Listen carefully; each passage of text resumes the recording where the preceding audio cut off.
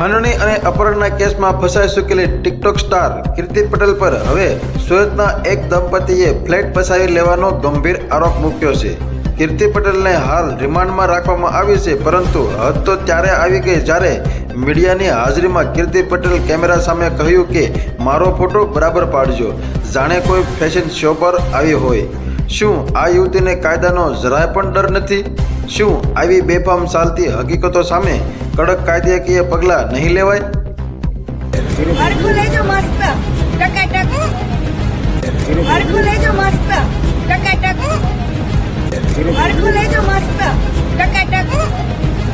અમે તમને બે હાથ જોડીને વિનંતી કરીએ છીએ કે અમારો ફ્લેટ જે કીર્તિ પટેલ ટિકટોક વાળી છે એને 6 વર્ષથી કબજો કર્યો છે અને ખાલી ગુજરાત અને દેશ દુનિયાની તાજા અપડેટ માટે અમારી ન્યૂઝ 7 ગુજરાતીને લાઈક કરો, શેર કરો, સબસ્ક્રાઇબ કરી બેલ આઇકન જરૂર દબાવો।